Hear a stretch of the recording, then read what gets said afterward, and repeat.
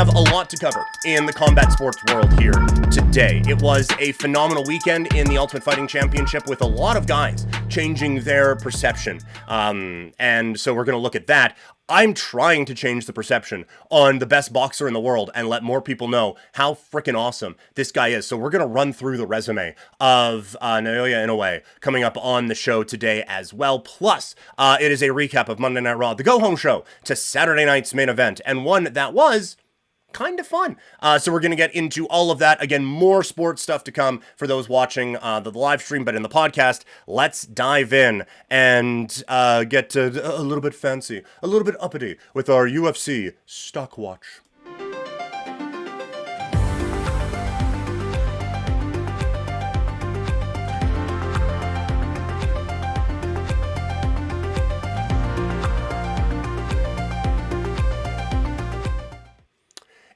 UFC 311 is now behind us, but that does not mean that the repercussions of this night will not be felt for days, weeks, months, maybe even years to come. Who improved their stock? Who didn't at UFC 311? Let's talk about it. Let's start positive, shall we? Let's look at the ups. Whose stock is on the rise coming out of UFC 311?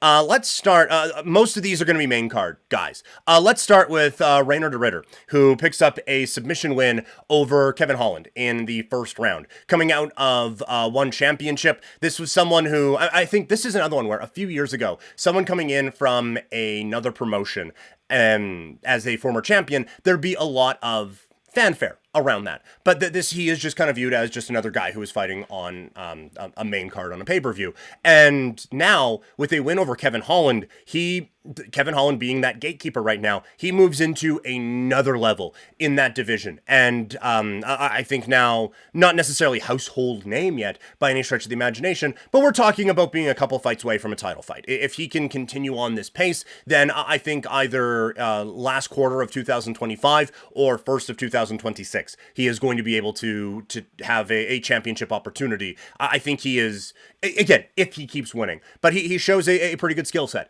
in a victory over Kevin Holland. Jailton Almeida comes away with his stock on the rise, coming off of a victory over Sergey Spivak. It is not a gigantic jump. We're not talking like the Hawk-Tua Bitcoin thingy, where it just took a giant jump on one day and will come crashing back down to earth. It is a little, what are they? It's weird that the extent of my financial knowledge is Hawk-Tua's Bitcoin, but the ETF thing, like just a little incremental, whatever. Well, S&P 500, yeah, we're gonna grow, but not gonna make you rich in a month here. It's just a little incremental gain. That's all you're looking for in the heavyweight division, because the way heavyweight is right now, little incremental gains don't take long until you are getting an opportunity at a championship. And so Jailton Almeida gets the little gain there. Yuri Prochazka, he gets I think a pretty sizable jump up in his victory over Jamal Hill. Based off of the trash talk going in, the explosive power that Jamal Hill has, I thought it was a really bad matchup for him. And we broke it all down in that way on the weekend preview show. And I didn't think that he would be able to survive it and to last it. And he did. And so this keeps him alive in the title picture, I think, at 205 pounds. And I think puts him in a spot, because I don't think many people are clamoring for a rematch with him and Alex Pereira, but it keeps him in the conversation if there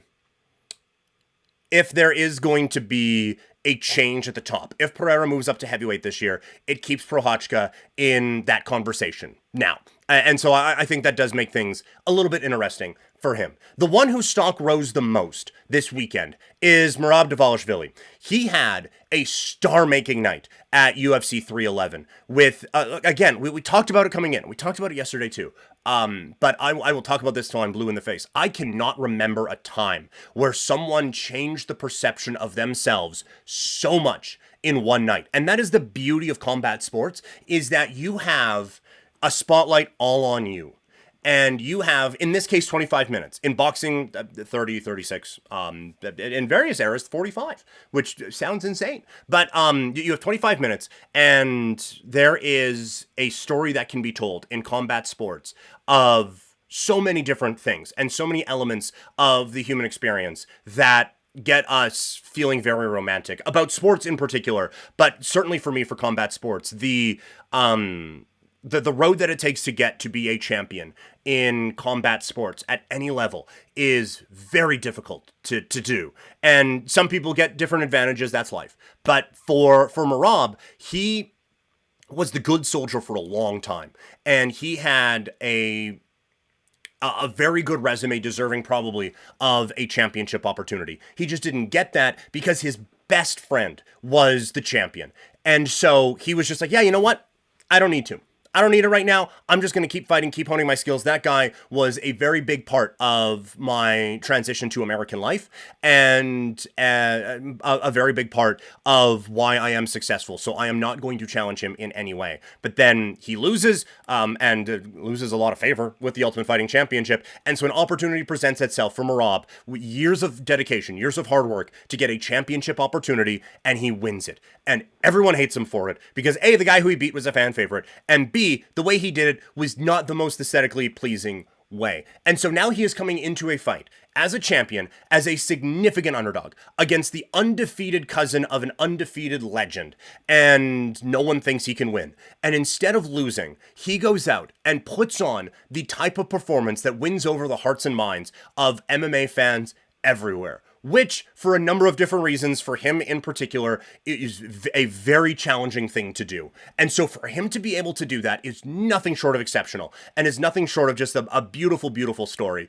And to get that crowd so behind him with the style, the technique, and the excellence that he was able to show on Saturday night, it is the type of thing that makes you fall in love with this sport. And I know a lot of people can assume, and I make the jokes about it too, right? Like when I'm talking about it on mainstream radio, I make jokes about it, cage fighting and face punching and all that stuff. But this is the real human life element of this sport that gets you to fall in love with it over and over and over again. The non-barbaric aspect of it. Yeah, we do like it sometimes when a couple of guys just throw down and we're just chucking knucks, baby. But there are real human parts of this that make it just an unbelievable sport to follow. A couple others who had their stock go up this weekend. Hanano Moicano, he's the only one on this list who lost. He gets the bump up after a defeat because he takes a fight against the number one pound for pound fighter on short notice. No one does that. And he had at least a moment against him. A couple shots land on the feet. Yes, there was a slip and everyone freaked out about it, but it was still, it was a moment. And so good on him for being able to get that and take advantage of his one opportunity, I would say. And then Islam Makhachev, it was credit to him for, he doesn't need to take that fight. He's undefeated, or not undefeated, but he is the number one pound for pound fighter in the world. And he can just be like, no, I'm not. Why would I do that? Why would I risk everything that I have to fight that guy who I haven't been getting ready for, who's coming off of the best performance of his career, where he gave a guy like 8 different swelling points in his face? Why would I want to do that? And instead he's like, no, I'm the champ. It's what champions do. I'm the champion because I think I'm better than everyone, so I'm going to prove that I'm better than everyone, and I'm going to smash that guy. And smash he did. Not necessarily in a literal sense, more in a figurative, he choked him out, but it was a fantastic performance against a guy who did seem like, if there is a full fight camp, maybe some of the strengths and weaknesses are a little bit more pronounced, but it was a perfect performance from Islam Makhachev. So he moves up a little bit. Now it's the down arrows. Well, let's take a look at those. The first one is Peyton Talbot, undefeated prospect. We were all very excited about it, but there was just a little bit of a thing, and I wish I would have listened to this one more, because it is one thing that I look for a lot, and it's why I got it right in the co-main event with Merab. Peyton Talbot had not fought anyone close to the talent level or experience of a Barcelos, and it showed when he loses a decision to Barcelos. It showed that he is not ready for that, and all due respect to Barcelos, if you're not ready for that level, then there are a few other levels to get to. So this was I don't think it's a giant step back. I don't think this guy should be cut or anything like that. There is still a future for a Peyton Talbot here, but this is a pretty significant step back, I think, for him. It is a down arrow for Kevin Holland as well, as he continues to just be the guy that you throw into the cage to see if your prospect, if your new signing, if this up-and-comer has what it takes to get into the top 15. That is not a fun spot to be when that means you're getting beat up a lot. And for Kevin Holland, it really, like, I think there is an interesting discussion to be had about how much things changed after Khamzat Chimaev put an otherworldly ass kicking on him a couple of years ago when all of that stuff changed around that particular pay-per-view. So it's unfortunate because I like him as a fighter, but it just, this weekend was another indication that he just doesn't have it. Sergey Spivak is another one who falls off here. A loss against Jailton Almeida. This was, like, he is coming off of a win over Marcin Tybura and is looking to work his way up in the heavyweight division, but again, I think Jailton Almeida is interesting at heavyweight, but he is not one that when you lose to him, it's like, oh, well, you lost to one of the tippy-top guys. It's like, well, you lost to a guy. And so I feel like if there is a road to relevance for Sergey Spivak, again, it just got probably significantly longer this weekend. Jamal Hill is another one. He has an amazing moment winning the light heavyweight championship. And we talked about the unbelievable story of overcoming adversity and everything like that for Merab. This is the adversity part. Now, this is the other part of it, the agony of defeat that goes along with the thrill of victory. Because Jamal Hill was on top of the world. He was the interim light heavyweight champion. And then he is enjoying the fruits of that labor by being able to play in a pickup basketball game with a couple of, like, all-stars and legends and stuff like that. And he blows his knee out. He loses his championship. He comes back, gets an immediate championship fight. It just so happens that the guy he is that has kind of taken over the mantle for him is specifically designed to be an awful matchup for Hill. And it ends up in an all-time clip that will be played forever on Alex Pereira highlights, where he stops the ref and then just boom and seals the deal. And then he comes back and it seems like there is an opportunity that guy may be leaving. So you have another chance to get back to the top of the mountain. And that it falls short again. So it's a really tough spot for Jamal Hill. And one that I do think he's talented enough to come back from. But again, that road gets a little bit longer with a loss at UFC 311. And this one seems a little bit unfair because it was a fun fight and he was winning 2 rounds to nothing. But Umar Nurmagomedov gets the down arrow here. I don't think you can talk about moral victories after being a minus 300 favorite in a championship fight. I don't think you get to. And I do think, like, I think Umar's very talented. And I think that there is a championship belt in his future and not in the too distant future. There is still absolutely a world where he ends 2025 as the bantamweight champion of the world in the Ultimate Fighting Championship. Like, he is that good. But I also think that this showed that he wasn't ready for this championship opportunity. I'm not saying he choked or anything like that. I am simply saying he is not as good at mixed martial arts than Merab Dvalishvili is right now. Again, I think that could change, and I think that could change rather quickly if he learns the right lessons from Saturday night. But entertaining as that fight was, and as many successful moments as he had, I just don't think you can give him a stock up when you are an undefeated, significant favorite in a championship fight and you get shut out in the last 3 rounds to lose that fight. So it's a bit of a down arrow for Umar, but a lot of people watching this stock right now, and a lot of people are saying this is the time to get in.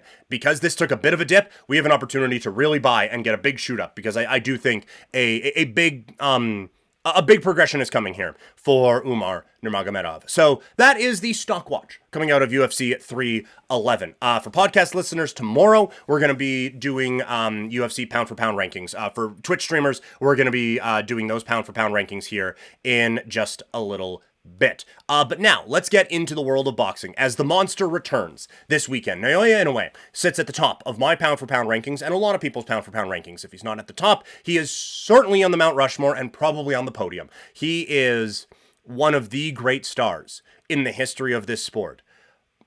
But there are a few different reasons why there is not as much attention being paid to him. And so today, this is just going to be a whole lot of just a lot of smoke being blown about a boxer right now, because I am looking at this and I'm saying that this is a guy that needs to be celebrated a little bit more. So let's celebrate the greatness and explain why I'm so excited to watch Naoya Inoue this weekend.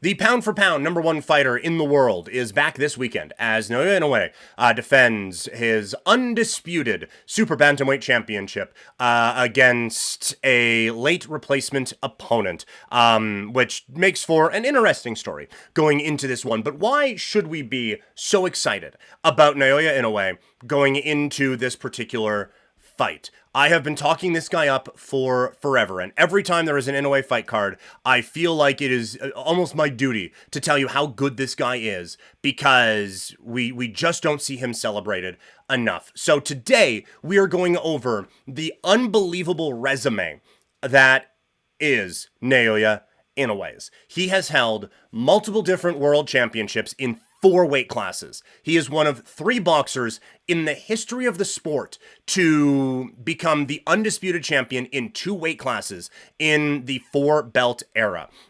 He joins Terence Crawford and Alexander Usyk in doing just that. He is the first and only boxer to win the undisputed championship at the Super Bantamweight division, having held all 4 titles since 2023, as well as the Ring Magazine Championship. He is also the undisputed champion at Bantamweight between 2022 and 2023.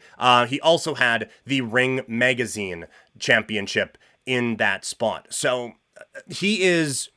The fun thing about this with him is that he is doing this and not necessarily as someone who is the apple of the eye of promoters, right? Like, there are times where guys get different matchmaking and different benefits and stuff like that because they are a superstar. And there's no doubt that Inoue is a draw in his home of Japan. But this type of treatment and these type of opportunities are generally reserved for guys who are big draws in, quite frankly, time zones that are easier to watch for people stateside, right?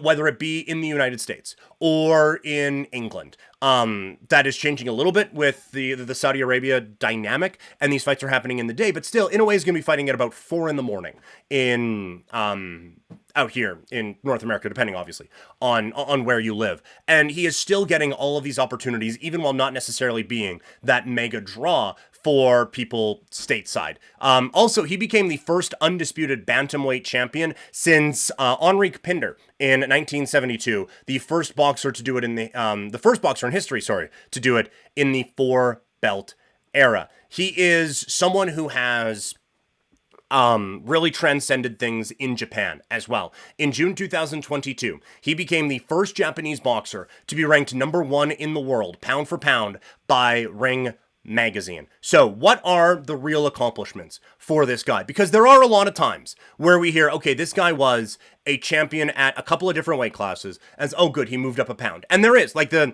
undisputed at bantamweight and super bantamweight, it's a difference of 4 pounds. So there is, like, we're not talking about like the UFC, where it's a difference of 15 pounds or anything like that. But when you do look at the full resume for Naoya Inoue, this guy has bounced around a little bit, shall we say.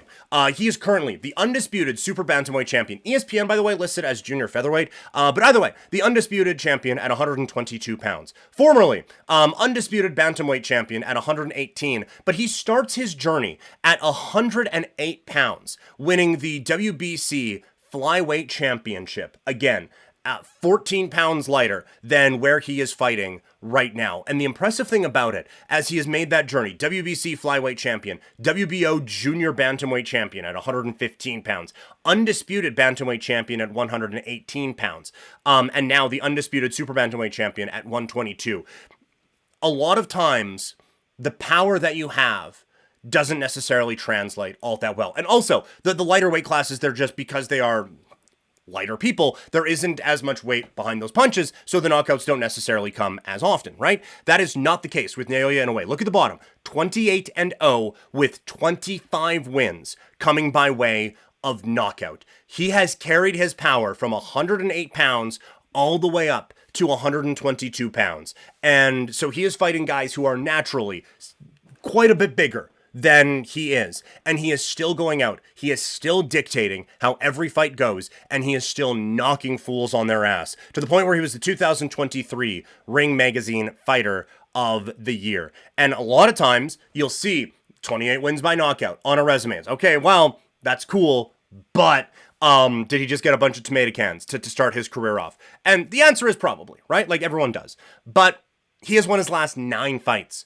by knockout. So he is unifying championships, becoming undisputed champion, moving up weight classes and becoming undisputed champion there as well, and still knocking those guys out. So he is moving up step by step by step, and he is not just winning, he is dominating, and he is controlling, and there is a flair to it, and there is just a specialness. I urge you, just search Naoya Inoue fight, or if you feeling nasty, Naoya Inoue knockout on YouTube, and just see the power that this guy has. You are not expecting punches to sound like that when they are coming from a human being that's 122 pounds. It really is something special. And so I am hoping that this weekend is, look, if he wants to keep fighting in Japan and some network somewhere wants to pay me to go to Japan to follow this guy, I will do that, because Japan's my favorite place in the world. It's an unbelievable spot. I can understand not wanting to leave,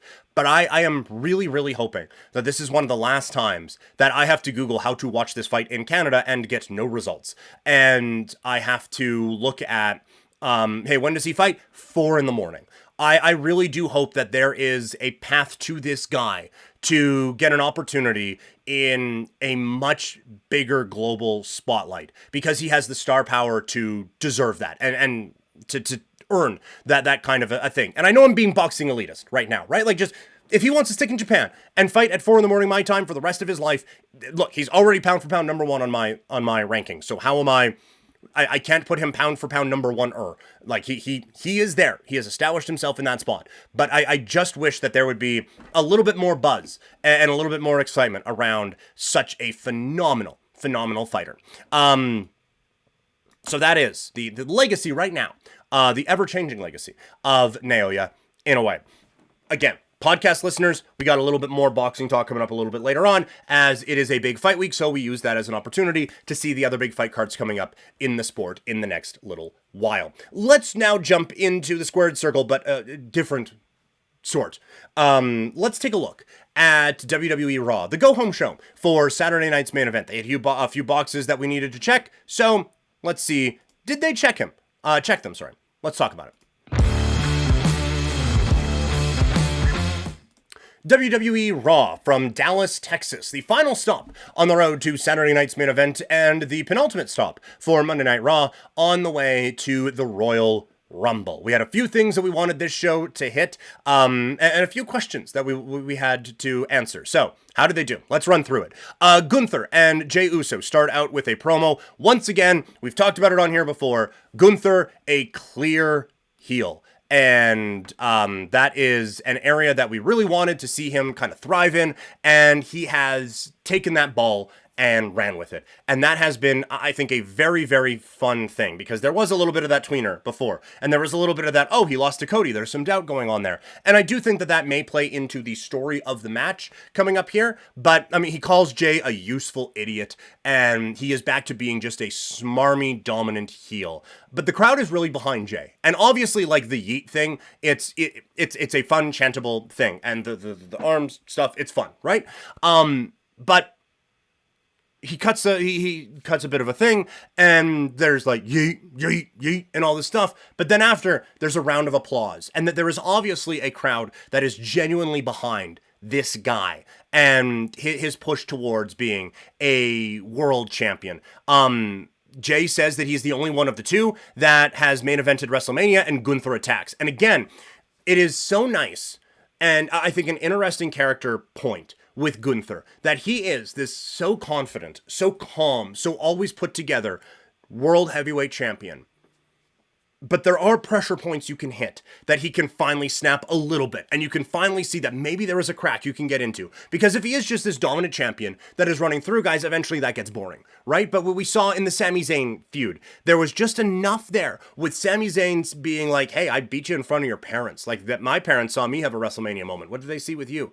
And that got to him a little bit. And that just gave you that little crack that maybe Sami can get in there and get a world championship win. Didn't end up happening, but still, it gave you that thought. And now, once again, Jay is mentioning main eventing WrestleMania and Gunther attacks. So again, there is that little pressure point, that little way in for Jay to be able to maybe get into the head of Gunther and shock the world and become the World Heavyweight Champion this weekend in San Antonio. Not necessarily the way that I would expect it to go, but maybe, we'll see. We were wondering what the JBL appearance could be, and it had me fantasizing of a potential TNA run-in or sort of an invasion thing or something along those lines. Nope. Backstage segment and guest commentary. Well, oh well. Look, I've said before, I like JBL. Again, I don't think we share a lot of worldviews probably, but I do think that he is a phenomenal character, an excellent talker, and was actually very fun in commentary.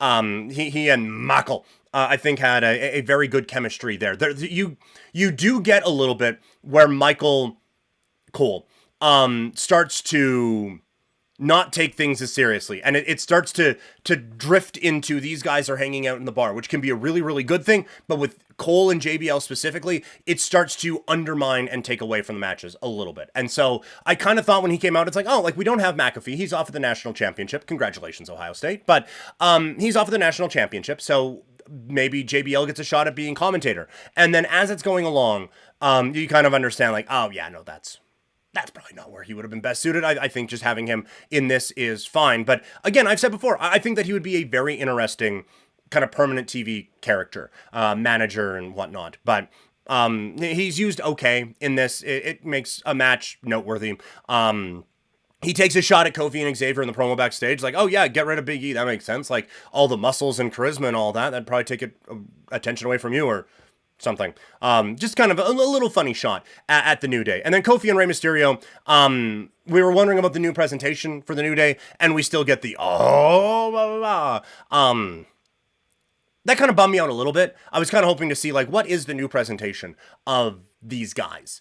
And we just kind of get, it's slow rolling a little bit. And I'm being impatient, and I understand that. But we at least get a touch of character development, and we see the cheating that is going to go on with these guys and the new attitude that these guys have. And like they're definitely getting over Kofi's new attitude. It was a fun match. It's not what it was 10 years ago, as we said with Rey Mysterio before, but it was a fun match that kind of checked the boxes that it needed to. A little surprised Kofi lost.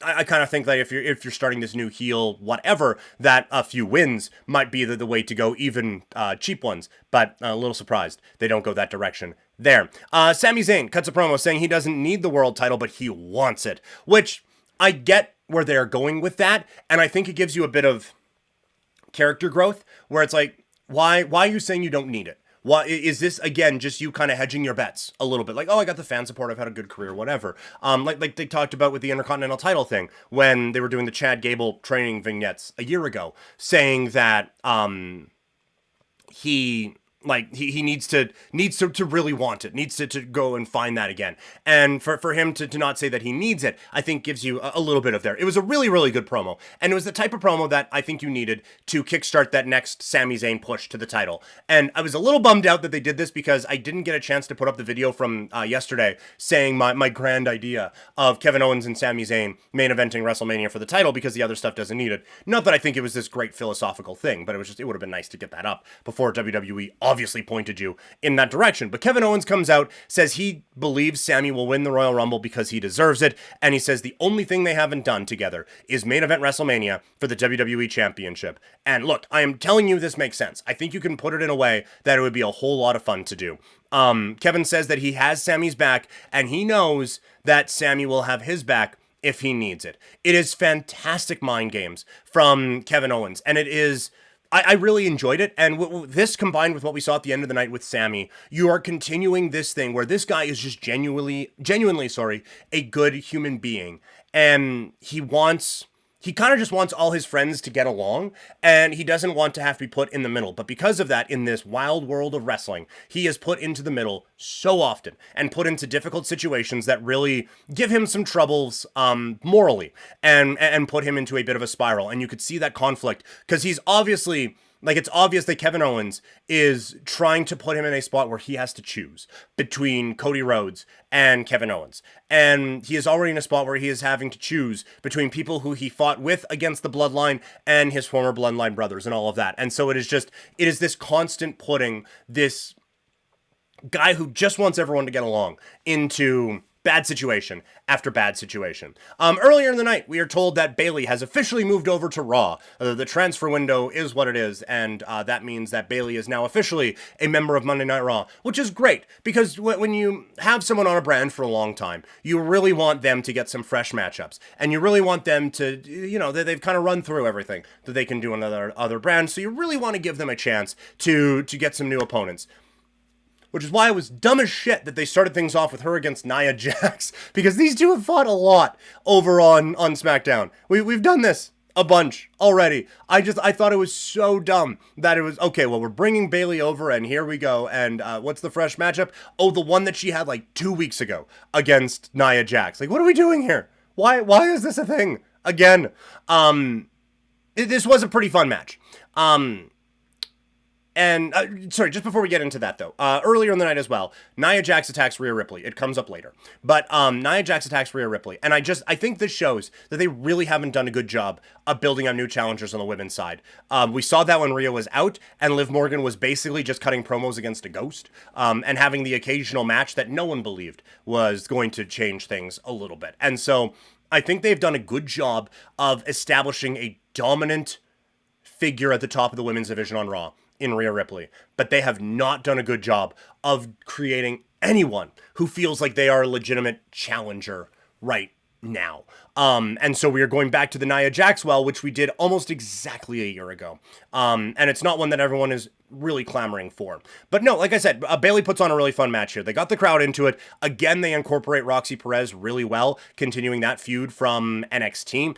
It's a Nia Jax match, so there's a couple clunky spots. In the end, Nia gets the win. It's a tough debut for Bayley on Raw, and kind of kills a lot of the fresh start that you may get. But she is always better in the underdog role. And if you're going to put Nia into a title feud, it makes sense. And we find out after a big brawl and a pull apart and a couple of pull aparts that don't get pulled all the way apart, that Rhea Ripley is challenging Nia for a match at Saturday night's main event. And I understand it because they have not built up another challenger, and Nia is an easy one to throw in.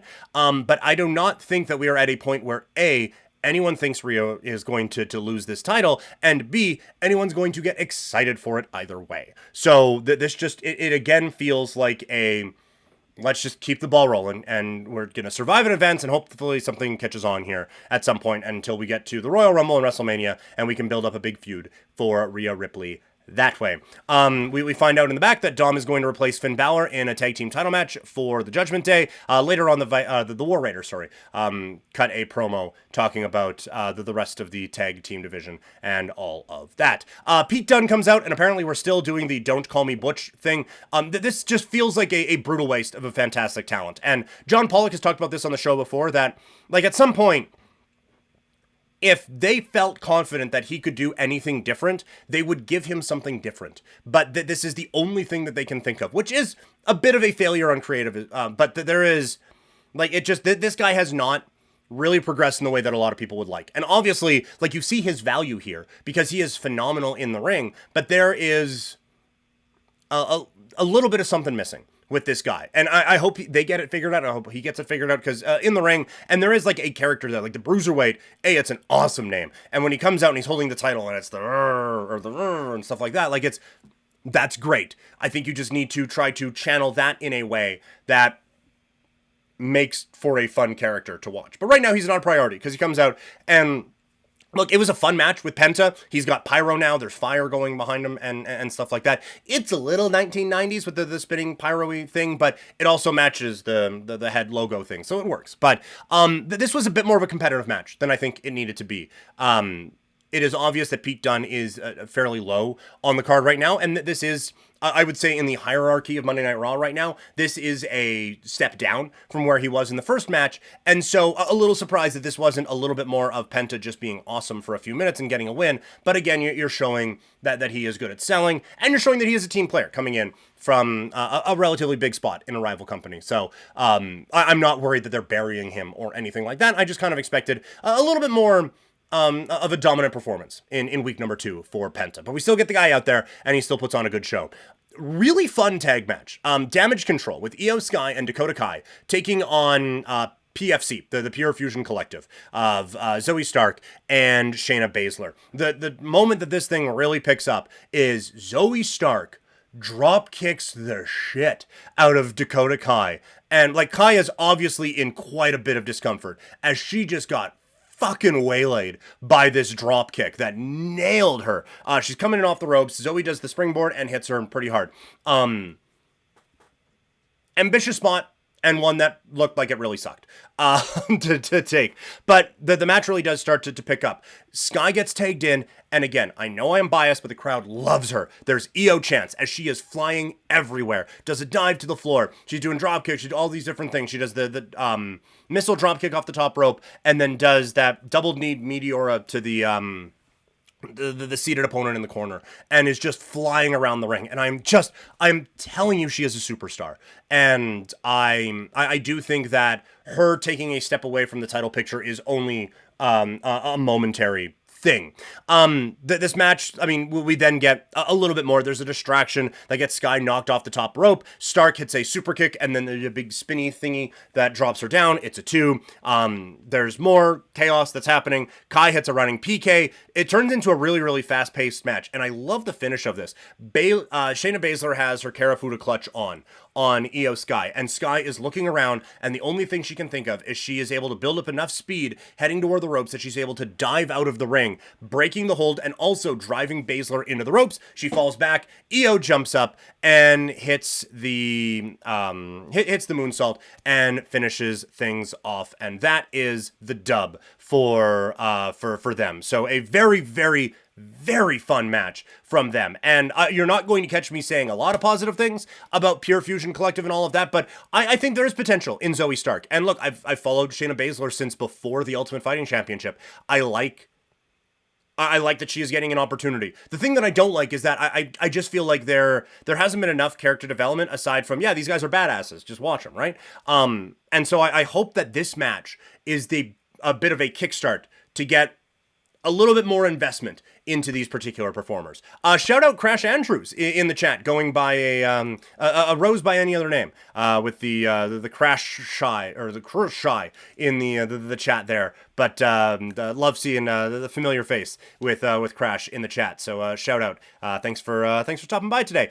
Coming in at a pretty good time here, talking about Monday Night Raw. We get to the main event. Like I said in the preview yesterday, that this felt like a major match, and I think they treated it as such. They didn't give it the full like tail of the tape thing that we got from the title match on Friday, but we do still get like they took this seriously, and it was a match that felt like it lived up to the moment and made this feel important. And so late in the match, Seth starts yelling at Drew like, "You should trust me. Why do you think I would do this? Blah blah blah blah blah blah blah." And the ref goes to separate him. Drew uses the distraction. They're saying he pulled the hair. I think it was supposed to be implied that he poked him in the eye. But either way, there's a distraction. He uses it, hits a Future Shock DDT. It's a 2. We get a little bit more. Seth gets a roll up and the win. I think some people get a little bit frustrated with roll-up finishes in WWE sometimes, but I think in this one, it works. Drew McIntyre doesn't get beat all that often, although, I mean, lately, but it still feels like a big deal when he gets beat, so even if it is just a quick win, you still get the impact of that, and then Drew takes it seriously after. Like, he looks pissed. And so he is taking this loss seriously, making it feel a little bit more impactful. He hits a Claymore on Seth. They do a big brawl on the outside. Sami Zayn comes out to help. Sami gets tossed aside by Drew McIntyre because of course he does. Drew starts yelling at Seth in the corner. Sami comes running in for the hula kick, looking to hit Drew, and good golly almighty, he ends up hitting Seth Rollins instead. And so once again, the overall story with Sami Zayn is he is just a good guy trying to help his friends and hoping that everyone gets along. But he is always put in some spots that just don't really mesh with him all that well and ends up putting him in a difficult position, and that ends up costing something, and he is always morally conflicted. And so you continue that here with this storyline. I am very invested in all of this right now. This whole Seth, Punk, McIntyre, Zayn, kind of Jey Uso web that they have. I think they've done it really, really well. And you're just waiting to see what is the big shoe to really drop that really gets this thing going into another direction. And so that they are in a weird spot right now. You're trying to build up to Saturday night's main event, and you're really trying to get that thing going and make it feel important. You're also trying to get up to the Rumble, but you don't want to do too much too soon because you have WrestleMania season coming up. And so they've done, with a lot of these, they've done just enough breadcrumb leaving along the way that it ends up being an entertaining show, and you continue to be captivated by it. Overall, I thought it was a really fun show. I really enjoyed it, and I think again that this one comes in sub 3 hours, which is great. I don't feel like anything was lacking in this one, and I think it did check off a lot of the boxes that we were looking for on the preview side of things. So that is going to do it for podcast listeners. Streamers, we're hanging out for a bit. For podcast people, again, this was broken up into 2 episodes. If you want to catch these early, check out the streams here on twitch.tv/primetimepk.